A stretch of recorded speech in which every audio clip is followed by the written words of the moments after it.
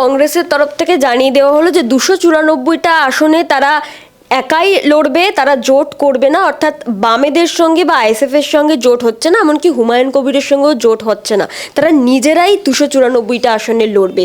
তাদের কি সত্যি সংগঠন আছে এতটা যে 294টা আসনে লড়ার মতো? না, যেটা হয়েছে গত 20 বছর ধরে তো কংগ্রেস কারুর না কারোর উপর দিয়ে লড়েছে, 20 বছর বাদে তারা লড়ছে। আবার কংগ্রেস পার্টির এমন একটা পার্টি 50 বছর ধরে ক্ষমতায় নেই, কিন্তু প্রত্যেকটা ব্লকে কংগ্রেস আছে।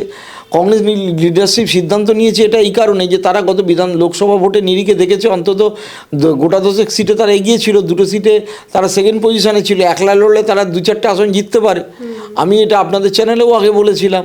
তো কিন্তু এখন বাস্তব পরিস্থিতি তো বিচার বিবেচনা করেই ওরা কংগ্রেসের সিপিএমের সাথে যেতে চায়নি। একটা ফিলার তৃণমূলের পক্ষে সাথে গেছিল, কিন্তু তৃণমূলও চায় না, ফলে কংগ্রেস আলটিমেটলি আর লড়ার ব্যাপারে সিদ্ধান্ত নেয়নি।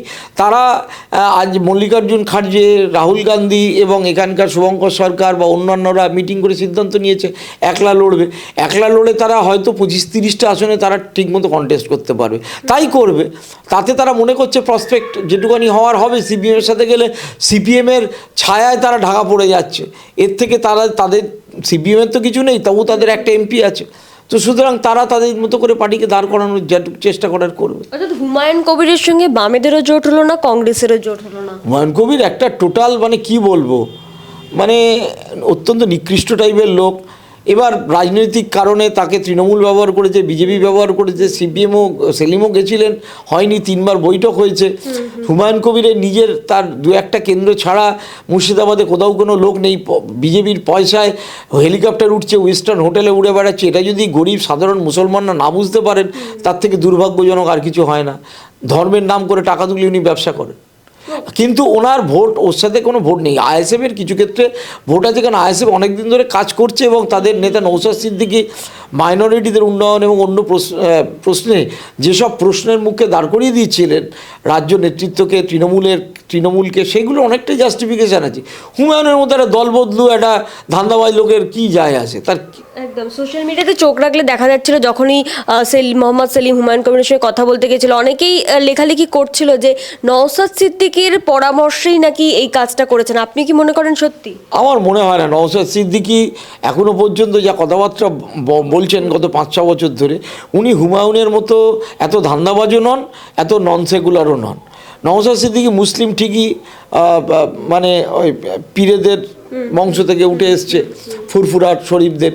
কিন্তু ঘটনা হচ্ছে নওশাদের সাথে যারা আছে তারা যে প্রশ্নগুলো তুলছে সেটা মূলত আর্থসামাজিক ক্ষেত্রে, তারা ধর্মীয় ক্ষেত্রে কিন্তু তত প্রশ্ন তোলেনি। আর হুমায়ুন কবির তো একটা বাবরি মসজিদ করবে ধর্মীয় কারণে, সে অনেক আগে থেকেই এটা সিদ্ধান্ত নিয়েছে, প্রচুর টাকা তুলেছে এবং গরিব সাধারণ মুসলমানদের সেন্টিমেন্টটাকে এনক্যাশ করে সে একটা পলিটিক্স করার চেষ্টা করছে এবং তার পিছনে বিজেপি ব্যাক, সবাই জেনে গেছে। এবং এই যে আইএসএফ এর সঙ্গে বামেদের জোট হচ্ছে, আইএসএফ এর তো সেই সংগঠনটা নেই এতগুলো আসনে লড়বার মতন।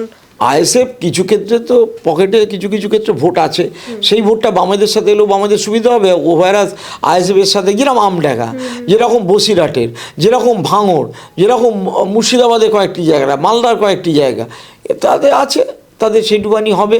সিপিএমেরও কিছু সুবিধা হবে, কিন্তু হুমায়ুনের কিছু নেই।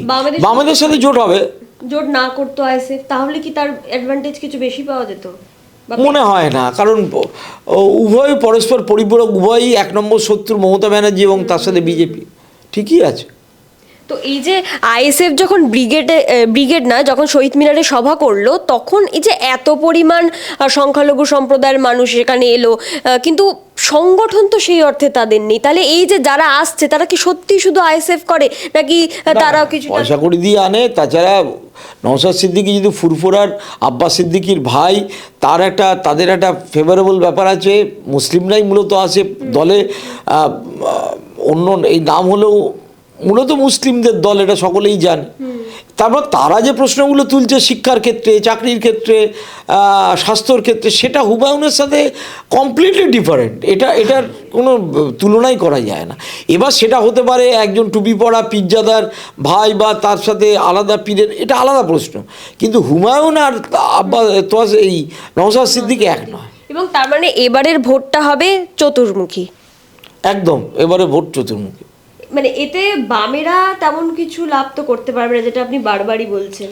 দেখো বামেদের ভোট শূন্য আসন পেয়েছিল, বামেদের 5% ভোট, এবং বামেরা যেভাবে মানে আসলে তাদের মূল জায়গাতে, আমি আগেও বলেছি আপনাদের চ্যানেলে, এখনও বলছি, তাদের আন্ডারস্ট্যান্ডিংয়ে কিছু ভুল আছে। এসআইআরের আন্ডারস্ট্যান্ডিংয়ে যে ভুল ছিল, একাধিক সেন্ট্রাল কমিটির সিনিয়র মেম্বার আমাকে স্বীকার করেছে আমার কাছে একান্তে, যে আমাদের আন্ডারস্ট্যান্ডিংয়ে ভুল হয়েছে, ফলে তারা বুঝতেও পারেনি কী হচ্ছে। তো এখন আবার বলছে না আমরা আপত্তি করেছি, করলে ভালো। এসআইআরের পদ্ধতি অত্যন্ত বাজে পদ্ধতি ছিল। তো শেষ পর্যন্ত বামেদের আমি খুব একটা প্রসপেক্ট কিছু দেখছি না। মানে মূল লড়াইটা কি তাহলে তৃণমূল, বিজেপি আর কংগ্রেসের মধ্যে? তৃণমূল বিজেপির মধ্যেই সীমাবদ্ধ। তার সাথে কিছু ক্ষেত্রে